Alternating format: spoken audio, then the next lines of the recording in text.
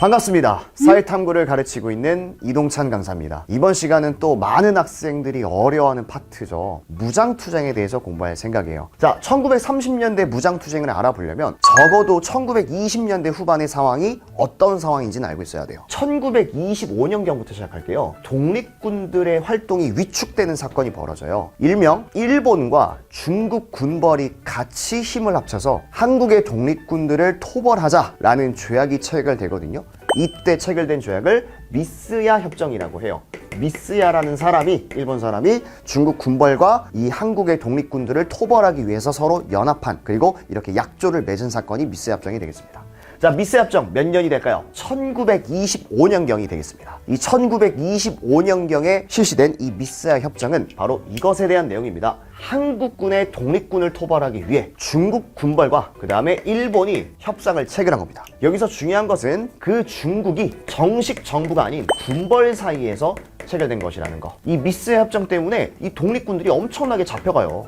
당연히 독립군의 활동은 위축되었을까요? 활발해졌을까요? 위축되기 마련입니다. 그러면 쌤이 이 얘기를 왜 하는 거냐면, 독립군의 활동이 위축되면 될수록 우리나라의 종특은요, 뭉치기 마련이에요. 그리고 단결되기 마련이거든요. 이 원칙을 기억해두자. 그러면 미스야 협정 때 우리 독립군 활동이 위축되었기 때문에 뭔지는 모르겠지만 우리가 다시 한번 뭉쳐야겠네요. 그래서 미스야 협정 이후부터는 새롭게 독립군 단체들이 개편이 돼요. 두 개의 부서로 개편되게 됩니다.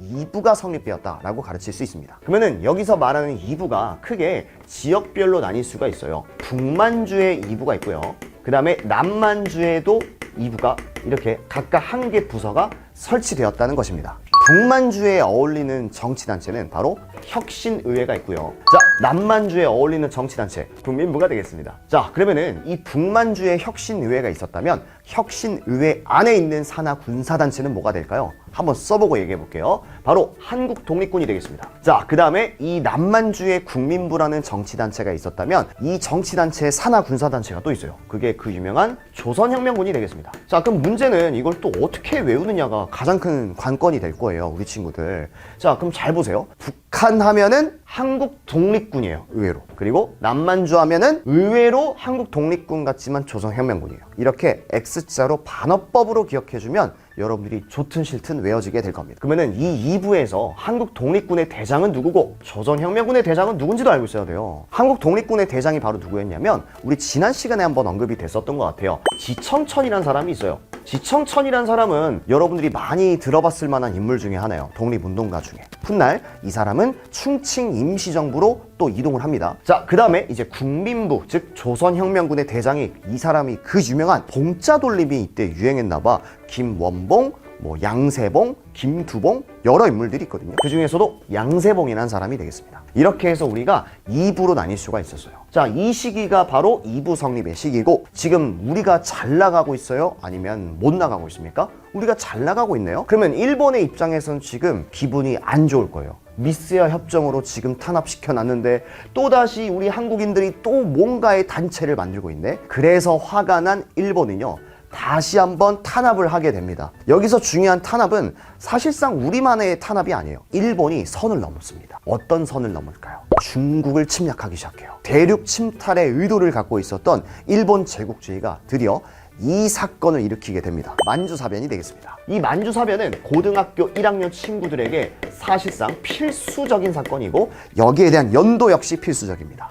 여러분들이 반드시 기억해야 될 연도 31년도가 되겠습니다. 이 만주사변 때문에 이제 일본은 중국을 침탈해요. 그 전까지는 어떻습니까? 일본과 중국의 사이가 나빴던 건 아니에요. 우리나라처럼 이렇게 파국의 지경은 아니었는데, 이제 일본은 중국을 침략했기 때문에 중국 역시 이제 일본과 적이 된 겁니다. 자, 보겠습니다. 한마디로 이 만주사변은요, 일본이 중국을 침략한 최초의 사건이라 볼 수 있어요. 자, 그러면 이 사건 때문에 누가 지금 화가 났을까요? 지금 중국도 화가 난 거예요. 이렇게 중국이 화가 난 이유?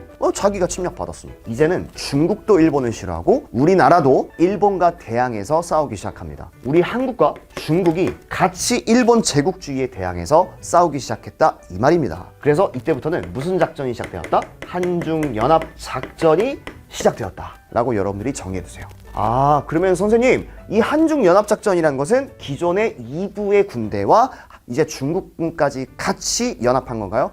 그렇죠. 그러면 여기서 한중연합작전이란 건 이렇게 나뉠 수가 있겠네요. 자, 북만주에 우리 한국의 군대가 뭐가 있었죠? 한국 독립군이 있었죠. 이 한국 독립군과 남만주에는 기억나요? 조선혁명군이었던 거. 이 각각의 군대가 중국군과 이제 연합을 하게 되는 거예요. 대표적으로 누구랑 연합했냐? 북만주는 중국 호로군이 있어요. 자, 그 다음에 조선혁명군 같은 경우는 이제 중국 의용군이랑 연합하게 돼요.